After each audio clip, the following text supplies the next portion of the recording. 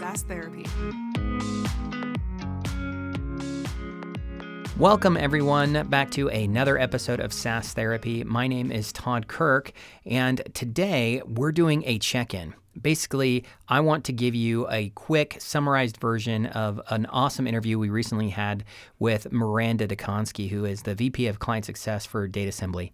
In the interview, Maranda shared some amazing insights, and I want to quickly help you to capture some of the highlights for yourself if you don't have time to listen to that full-form interview. The first thing we talked about with Maranda is that the world of client success is evolving in response to the current economic climate and investor relations. I would say it's evolving. It's in an evolutionary mode.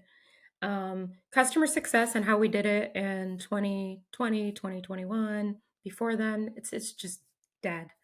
I've been talking about this for years, but talking about we have got to be tied to revenue outcomes. Now I'm even shifting how I say it and saying we have to own revenue outcomes. So it's the, I'm very thankful that I have lived through multiple economic downturns. So I already run my teams very efficiently.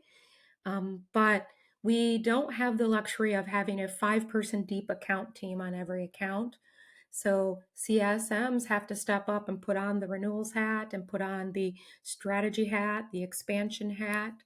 And it's a big change for a lot of folks and a lot of companies because you can't have, somebody that just handles the relationship and somebody that just handles the sales. We have to get smarter. Maranda also shared an awesome insight about how client success teams should focus on revenue outcomes and provide the minimum experience necessary to their customers so they don't become an overburdening cost to the organization. And as leaders learn how to balance that revenue that they have and figure out how they can transition from being a cost center to a revenue generator. I think a lot of executives are experiencing whiplash right now because for the first time ever, they're hearing their board say, "So when are you getting to profitability?" And they're like, "What do you mean? Profitability? What does that mean?" Because, a lot of companies are just used to operating at a loss, aiming for that really massive growth, that massive valuation for that strong exit. And now they're having whiplash hearing from PE firms have almost always been there, to be clear, but now they're hearing it from VCs as well. And VCs have almost always been like, okay, well, we're going to make it rain, dollar bills. One of the advice points that I'm giving to a lot of CS leaders right now is take a look at what is the minimum experience necessary for your customer to be super successful on your product. You get a lot of folks who want to build out these massive programs that are white glove and everyone gets a named CSM and don't get me wrong, like I love giving the best possible experience I can to every one of my customers, but I'm also not naive to the fact that there's a cost that comes with that. So really understand what is the minimum experience necessary for your customers to be successful. And successful means they're achieving their goals. There's a strong ROI story. And then you can, that you're going to be able to grow and expand with them. One of my favorite insights that Maranda had was the fact that client success can also transition not just from focusing on how they can generate revenue directly through expansion, but also monetizing the service of client success. For the first time ever, too, I want to remind everybody of this, we have to start thinking about monetization of customer success and the customer platforms, especially with the larger B2B enterprise type accounts. I can't ever suggest somebody to monetize customer success if you have like I was a HelloSign alumni. We had accounts that were free, some that were $9.99 a month, and some that paid thousands of dollars a month, right? Like the price point has to be right. But if you're at that higher end, for the first time ever, folks need to really think about monetization.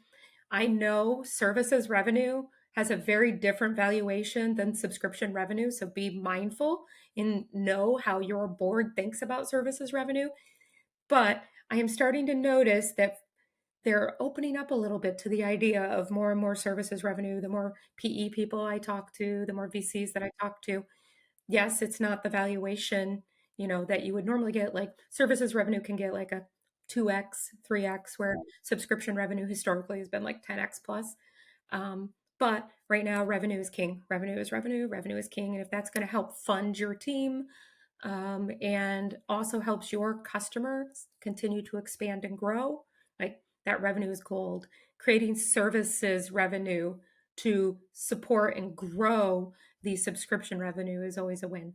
And a few things that I have seen is one, especially with larger contract values, some customers expect that you're going to charge like a certain amount of professional services or an implementation fee or, something.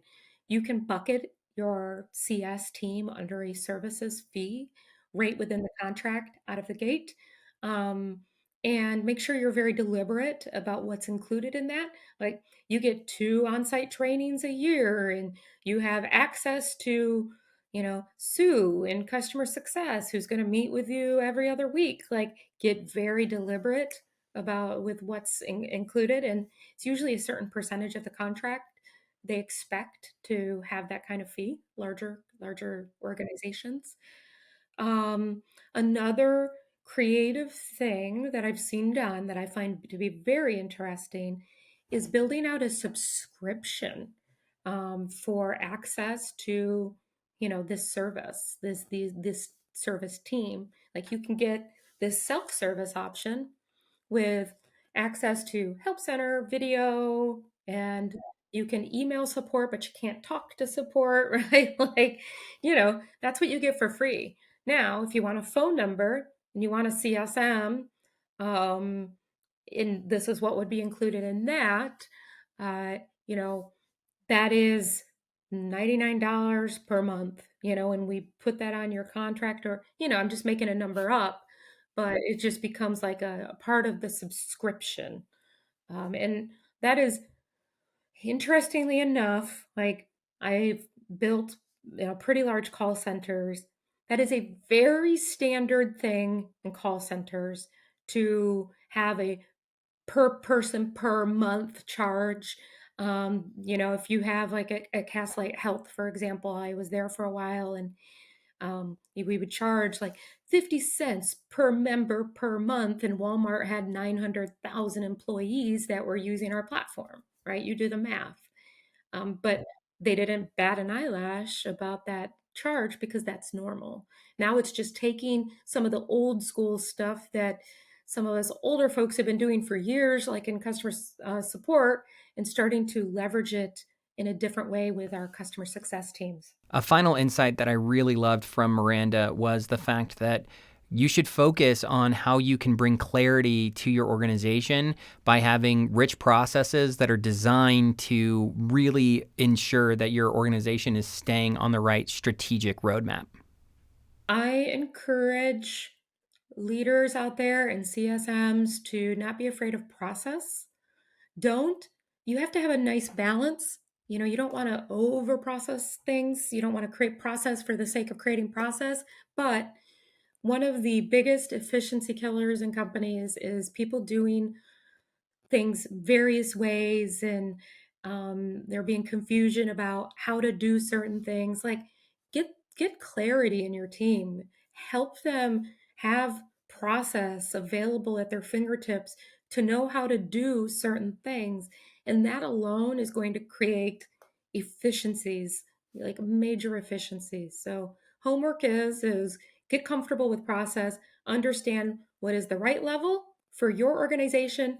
Don't overdo it, don't underdo it. Do the Goldilocks and Three Bears version of it, like the just right. So We really hope you enjoyed these insights and this summary check-in. Make sure that you take some of the advice that Miranda gave and figure out how you can incorporate that into your day-to-day. We also hope that you join us weekly to learn more from thought leaders in the SaaS world, both in client success and product and marketing, so that you can sharpen your sword and help your organization win. Tune in weekly for new insights from me and Casey Trujillo, as well as our wonderful guests. We can't wait to have you join us. Thanks, everyone.